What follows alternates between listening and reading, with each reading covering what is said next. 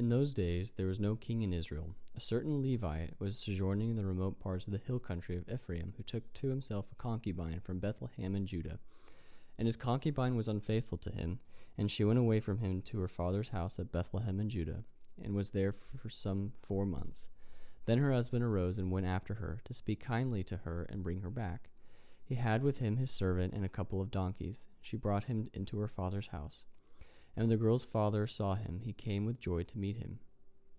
And his father-in-law, the girl's father, made him stay, and he remained with him 3 days. So they ate and drank and spent the night there. And on the 4th day they arose early in the morning, and he prepared to go.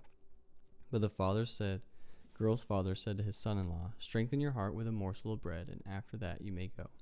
So the two of them sat and ate and drank together. The girl's father said to the man, "Be pleased to spend the night, and let your heart be merry." When the man rose up to go, his father-in-law pressed him, till he spent the night there again. And on the 5th day he arose early in the morning to depart. And the girl's father said, "Strengthen your heart, and wait until the day declines." So they ate, both of them. And when the man and his concubine and his servant rose up to depart, his father-in-law, the girl's father, said to him, "Behold, now the days was waned toward evening. Please spend the night. Behold, the day draws to its close. Lodge here, and let your heart be merry. And tomorrow you shall arise early in the morning for your journey, and go home." But the man would not spend the night. He rose up and departed, and arrived opposite Jebus, that is Jerusalem. He had with him a couple of saddled donkeys, and his concubine was with him. When they were near Jebus, the day was nearly over. And the servant said to his master, "Come now, let us turn aside to the city of the Jebusites and spend the night in it." And his master said to him, "We will not turn aside into the city of foreigners, who do not belong to the people of Israel, but we will pass on to Gibeah." And he said to his young man, "Come, let us draw near to one of these places and spend the night at Gibeah or at Ramah." So they passed on and went their way. And the sun went down on their near Gibeah, which belongs to Benjamin. And they turned aside there to go in and spend the night at Gibeah. And he went in and sat down in the open square of the city, for no one took them into his house to spend the night. Behold, an old man was coming from his work in the evening from the field. The man was from the hill country of Ephraim, and he was sojourning in Gibeah. The men of the place were Benjamites, and he lifted up his eyes and saw the traveler in the open square of the city. And the old man said, "Where are you going, and where do you come from?" And he said to him, "We are passing from Bethlehem in Judah to the remote parts of the hill country of Ephraim, from which I come.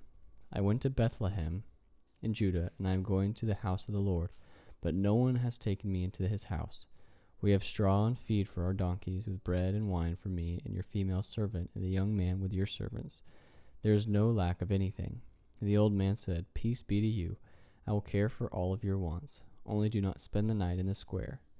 So he brought him into his house and gave the donkeys feed, and they washed their feet and ate and drank. As they were making their hearts merry, behold, the men of the city, worthless fellows, surrounded the house, beating on the door. And they said to the old man, the master of the house, "Bring out the man who came into your house, that we may know him."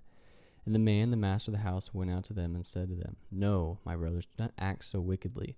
Since this man has come into my house, do not do this vile thing. Behold, here are my virgin daughter and his concubine. Let me bring them out now. Violate them and do with them what seems good to you, but against this man do not do this outrageous thing." But the men would not listen to them. So the man seized his concubine and made her go out to them. And they knew her and abused her all night until the morning. And as the dawn began to break, they let her go. And as morning appeared, the woman came and fell down at the door of the man's house where her master was until it was light. And her master rose up in the morning, and when he opened the doors of the house, he went out to go on his way. Behold, there was his concubine lying at the door of the house, with her hands on the threshold. He said to her, "Get up, let us be going." But there was no answer. Then he put her on the donkey, and the man rose up and went away to his home.